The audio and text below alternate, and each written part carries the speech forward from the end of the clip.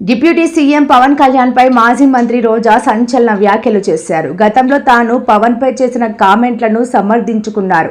జగన్ వేలికి ఉన్న వెంట్రుకను కూడా పవన్ కళ్యాణ్ పీకలేడని గతంలో రోజా వ్యాఖ్యానించగా అందులో తప్పేముందని అన్నారు. ఇప్పుడు కూడా పవన్ కళ్యాణ్ను ఛాలెంజ్ చేస్తున్నానని 175 సీట్లలో పోటీ చేసి గెలవాలని అన్నారు.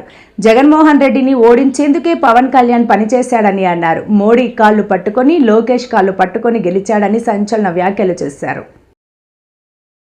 మీతో బాగుంటే పవన్ కళ్యాణ్ పవర్ స్టారు, మీతో బాగలేని రోజు అతని గురించి ఎంత నీచంగా ఆంధ్రజ్యోతిలో, ఈనాడులో, టీవీ5లో మీరు ప్రచారాలు చేశారో పవన్ కళ్యాణే సొంతంగా ట్వీట్ చేసి ఏడ్చాడు. మా అమ్మని తిట్టారు, నన్ను తిట్టారు అని చెప్పి.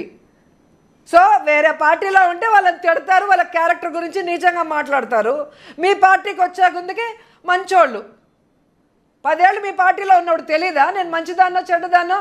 మరి చెడ్డదాన్ని అన్నప్పుడు 10 ఏళ్ళు ఎందుకు పెట్టుకున్నారు మీ పార్టీలో? మహిళా అధ్యక్షురాలు పదవి ఎందుకు ఇచ్చారు? 2 సార్లు ఎమ్మెల్యే సీట్ ఎందుకు ఇచ్చారు?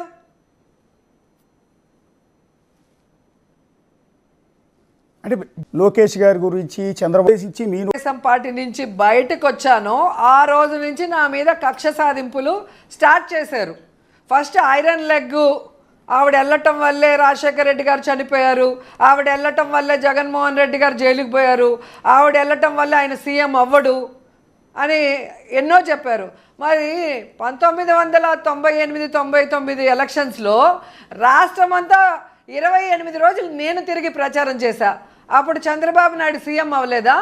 నన్ను రాజకీయాల్లోకి తీసుకొచ్చిన నా గురువు శివప్రసాద్ గారికి ప్రచారానికి ఫస్ట్ వచ్చా, చంద్రబాబు నాయుడుతో సహా సత్యవేడు. ఆయన గెలిచి మంత్రి అవ్వలేదా?